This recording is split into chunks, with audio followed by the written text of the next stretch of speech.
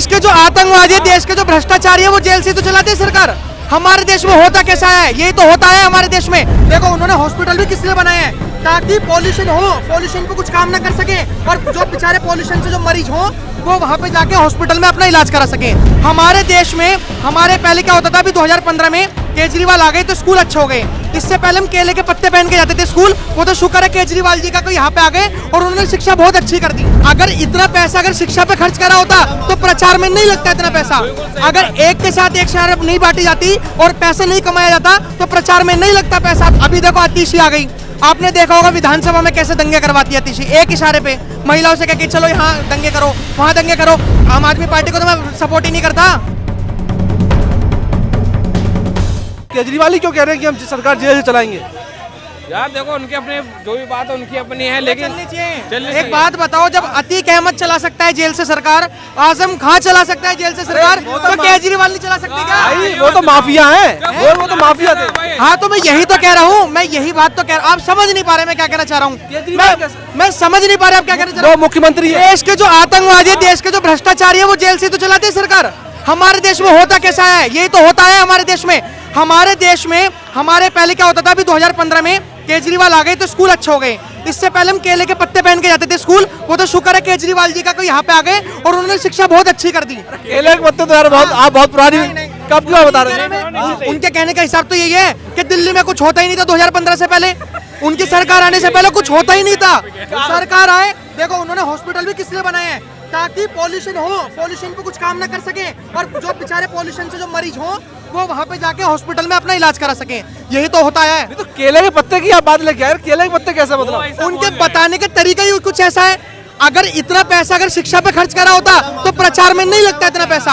अगर एक के साथ एक शराब नहीं बांटी जाती और पैसे नहीं कमाया जाता तो प्रचार में नहीं लगता पैसा। आप इस बात को समझ नहीं पा रहे हो, ये तो दुर्भाग्य है। अभी देखो आतिशी आ गई, आपने देखा होगा विधानसभा में कैसे दंगे करवाती है आतिशी, एक इशारे पे महिलाओं से कह के चलो यहाँ दंगे करो, वहाँ दंगे करो।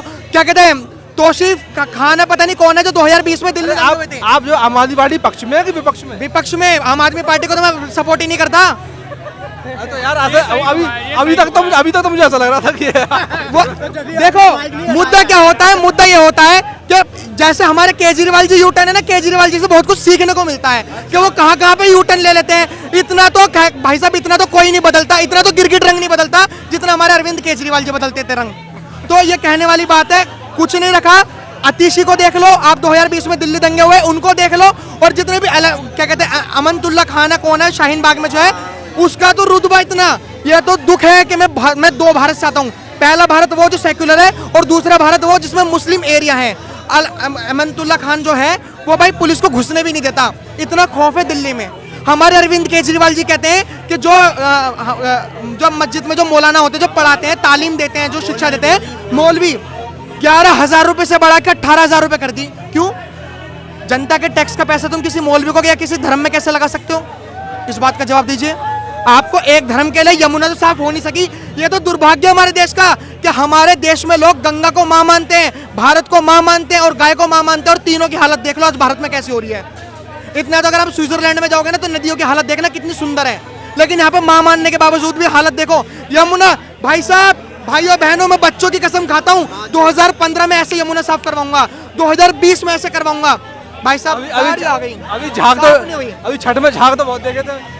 झाग आपने देखा तो झाग, सॉरी झाग आपने देखा तो थे, उन्होंने कैसे केमिकल डाला कि वो झाग सिर्फ खत्म हो गए, नीचे दब गए, वो खत्म नहीं हुआ तो उन्होंने एक केमिकल और ऐड कर दिया। लो भाई मरो, तुम वैसे नहीं मर सकते तो छठ पूजा से मरो। वैसे भी बेचारे यहाँ पे जो बिहार के लोग हैं वो यहाँ पे मजदूरी तो करने आते हैं। अभी आप देखो बिहार में जाति जनगणना हुई, बिहार में शिक्षा कैसी हो गई कि मतलब छुट्टी जो मुसलमान है उनको स्पेशल छुट्टी मिलेगी और जो हिंदू है उन्हें छुट्टी नहीं मिलेगी। तो ये आप देख सकते हो कि किस तरीके से लोग कहते हैं बिहार में कि मैं ब्राह्मण, मैं राजपूत, मैं भूमिहार, मैं यादव। अरे भाई साहब, तुम अपनी जाति में गर्व करने से अच्छा है तुम कुछ नहीं होगा, आओगे तुम यहीं पे सिक्योरिटी गार्ड की नौकरी करने, आओगे तुम यहीं पे बेलदारी की नौकरी करने, जो आजकल के जो बिहार के लोग जो जातियों पे गर्व कर रहे हैं। और केजरीवाल सरकार, मैं अब भी कह रहा हूँ, अगर केजरीवाल सरकार अगर थोड़ा अच्छे से और काम करे और इतना करप्शन ना करे, बताओ यार 44 करोड़ रुपए का सिर्फ पर्दे महल खड़ा कर रखा है। कभी दिल्ली में उनसे तो जाके पूछो जो बेचारे झुग्गियों में रह रहे हैं। हमारे अरविंद केजरीवाल जी कहते हैं मैंने फ्री पानी दिया, मैंने फ्री बिजली दी और एक दो चीजें और होंगी, फ्री दारू भी दी। इससे गरीबी खत्म हो जाती है, इससे गरीबी खत्म हो जाती है। मैं कह रहा हूँ फ्री पानी दिया, फ्री बिजली दी, थोड़ी बहुत तो गरीबी खत्म होती है। मतलब दिल्ली में गरीब कोई है नहीं। अगर उन्होंने फ्री दारू दी, फ्री बिजली दी, तो फिर उन्होंने एक ऐसा एजेंडा क्यों चलाया कि G20 जब हुआ था तो सारे गरीबों को हटा दिया गया। अगर G20 हुआ और वहां पे गरीब थे तो इसका मतलब अरविंद केजरीवाल जी काम सही नहीं कर रहे। नहीं, वो तो मोदी जी काम कर रहे थे वो तो। नहीं आपको शायद पता नहीं होगा, पत्रकार आप हो, दिल्ली के मुख्यमंत्री तो अरविंद केजरीवाल जी हैं। अरे मैं मोदी जी की बात कर रहा हूँ। G20 तो जो है पूरा केंद्र ऑर्गेनाइज करवा रहा था। हाँ G20 होस्ट भारत सरकार ने करा था, मोदी जी ने नहीं। जो भारत सरकार ने करा था तो विपक्ष यही तो आरोप लगा रहा है कि गरीब हटा दिए। G20 हुए, ग्रीन पर्दे लगा दिए, G20 हुए, गरीब हटा दिए। तो जब दिल्ली सरकार में फ्री बिजली है, फ्री पानी है, बस की सेवा फ्री है, हर चीज फ्री है, तो गरीब रह कहां से रहे ये तो बताओ मेरे को। या तो अरविंद केजरीवाल जी झूठ बोल रहे हैं कि गरीब नहीं हटाए, या फिर सच में अरविंद केजरीवाल जी ने कुछ काम नहीं करा जो दिल्ली की गरीबी नहीं हटा सके, गरीबों को हटा दिया।